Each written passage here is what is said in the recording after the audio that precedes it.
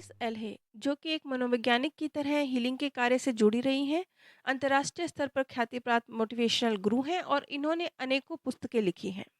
इनकी बहुत सी best selling books हैं, जैसे कि हील योर माइंड, जीत का जश्न, सर्वोत्तम जीवन, हील योरसेल्फ। लुइस एल्हे की ही 40 वर्षों की रिसर्च में कुछ चीज़ें प्रकट हुई हैं कि किस तरीके से आपके विचार, आपकी भावनाएं शारीरिक तौर पर प्रकट होती हैं।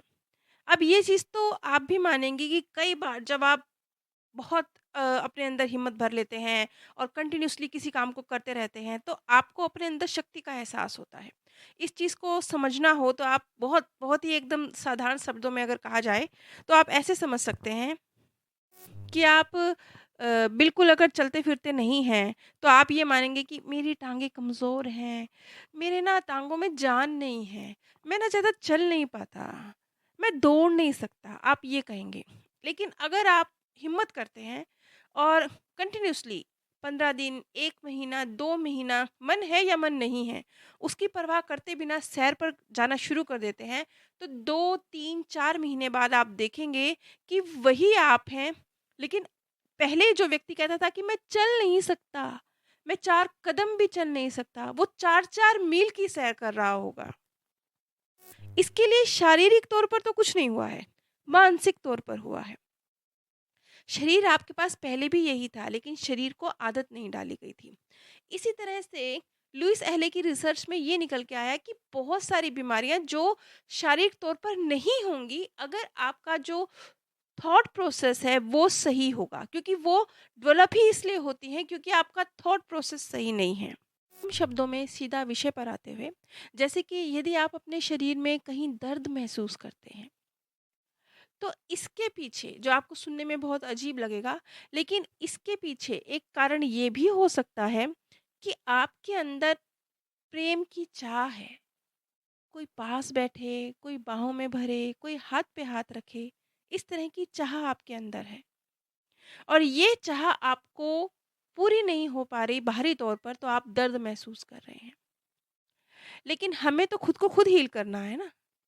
यहाँ पर अगर आप अपना थॉट प्रोसेस चेंज करते हैं कि मैं अपने आप से प्यार करता हूँ, मैं प्यार करने लायक हूँ, यानी आप खुद को स्वीकार कर रहे हैं, अपनी खूबियों से रूबरू हो रहे हैं, तो बहुत सारे दर्द हैं, वो शारीरिक रूप से प्रकट होंगे ही नहीं। से ही अगर आप अपनी खूबसूरती पर डाउट करते हैं, अपने आप को शारीरिक रूप से स्वीकार नहीं करते हैं, खुद को पसंद नहीं करते हैं, तो ये मुहासे का रूप भी ले सकता है।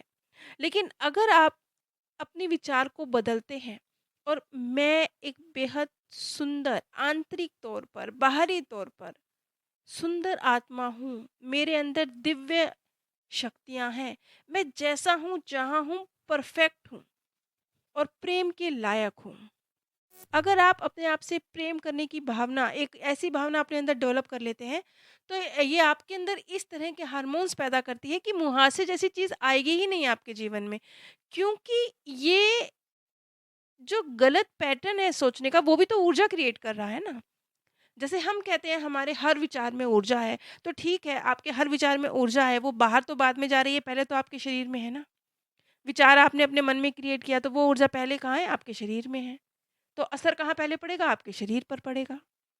इसी तरह से अगर आपको किसी चीज़ की लत लग गई है, चाहे वो कुछ भी हो, छोटी चीज़ है, बड़ी चीज़, वो बड़ी चीज़ शराब, ड्रग्स, ऐसी भी कोई बड़ी चीज़ हो सकती है और छोटी चीज़ जैसे कि शॉपिंग करना, बहुत ज़्यादा खाने लगना या बिल्कुल हर समय किसी गलत चीज़ के विषय में सोचते रहना, ये सब भी लत हैं। लत का रूप कोई भी हो सकता है और ये जो लत है, ये क्यों, किस वजह से पैदा हुई? क्योंकि आपने अपने आप को स्वीकार न करने की, खुद से आप किसी चीज़ से भाग रहे हैं। अब वो आपके अंदर है, वो आप किस चीज़ से भाग रहे हैं नहीं पता।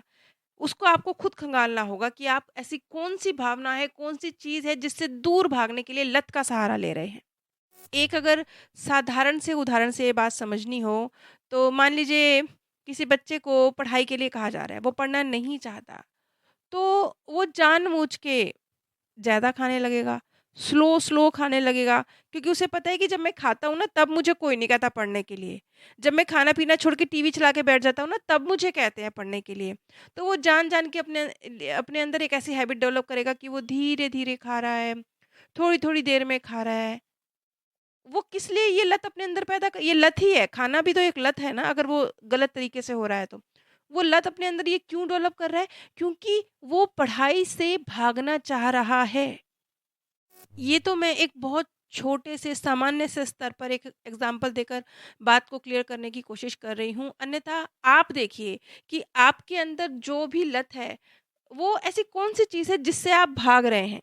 वो कुछ भी हो सकता है। वो आपकी दुनिया में दिखाई देने वाली कोई बाहरी चीज़, कोई इंसान, कोई घटना, कोई परिस्थिति, कोई बातचीत, इसी तरह से आपके अंदर हटने घटने वाली कोई घटना, आपका कोई विचार, आपका कोई थॉट प्रोसेस, आपका कोई किसी के प्रति सोच, कुछ भी हो सकता है जिससे भागने के लिए आपने अपने अंदर कोई लत डेवलप किया है। अब ये आपको ढूँढना है कि आप ऐसी कौन-सी चीज़ है जिससे भाग रहे हैं।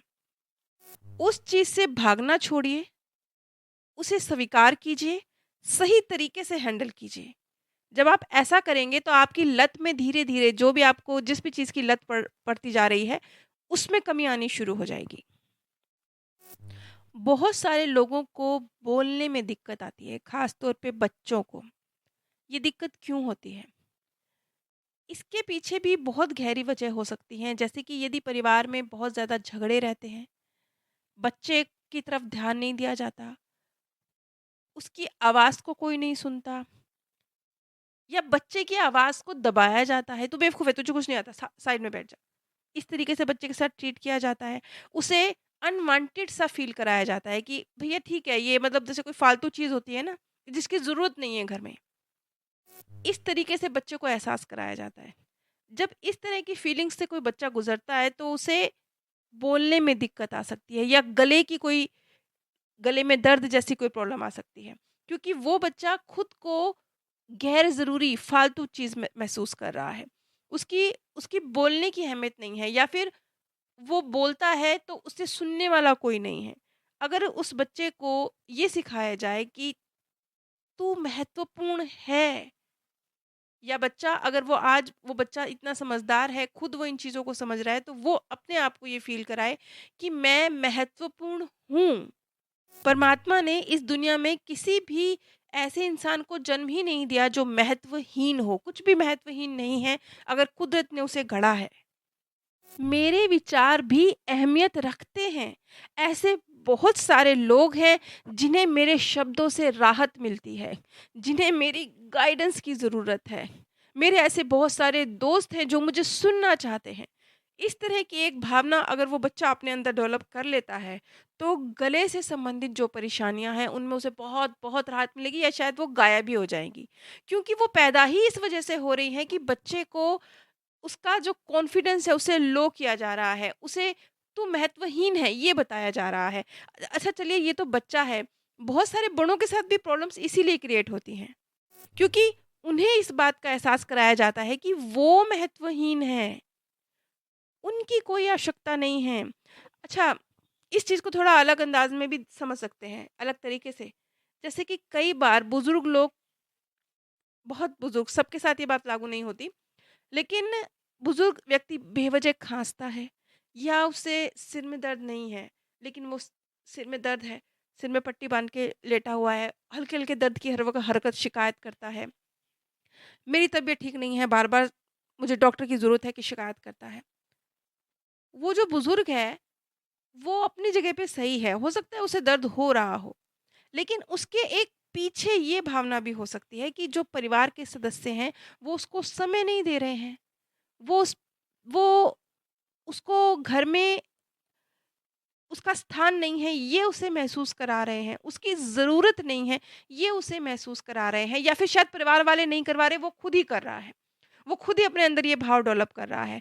तो ऐसी स्थिति में परिवार के सदस्यों का ध्यान अपनी तरफ केंद्रित करने के लिए वो व्यक्ति मेरे को दर्द है, मुझे डॉक्टर की ज़रूरत है, इस तरह से कहेगा। लेकिन ये जो चीज़ है शुरुआत में हो सकता है उसके लिए ध्यान आकर्षण का ज़रिया हो, लेकिन धीरे-धीरे वो अपने अंदर इस तरह के दर्द डेवलप कर लेगा। फिर उसे सचमुच शिकायत होगी कि हाँ, मुझे सचमुच सिर में दर्द है। फिर उसे लगेगा कि हाँ, मेरी तबीयत ठीक नहीं है, मुझे डॉक्टर की ज़रूरत है, लेकिन मुझे डॉक्टर के पास नहीं ले जाया जा रहा। तो इस तरह की बहुत सारी चीज़ें होती हैं जो बाहरी दुनिया आपकी सोच की वजह से डेवलप होती हैं और सोच के परिवर्तन से ही वो ठीक भी हो जाती हैं। तो इस तरह की बहुत सारी लंबी लिस्ट है बीमारियों की, अगर आप चाहेंगे तो इन पे डिटेल में वीडियोस बनाई जाएँगी। लेकिन इन शॉर्ट कम शब्दों में हमें ये समझना है कि अपने मन की हीलिंग करते रहिए, उसे सही दिशा में रखिए, तो बहुत सारी फिज़िकल प्रॉब्लम्स तो आएँगी ही नहीं, गायब हो जाएँगी। और अगर हर बात का एक निचोड़ निकाला जाए ना, जैसे अभी तक मैंने कुछ एक बीमारियों का ज़िक्र किया, एक निचोड़ निकाला जाए, जो मुख्य पॉइंट है, वो मुख्य पॉइंट क्या है?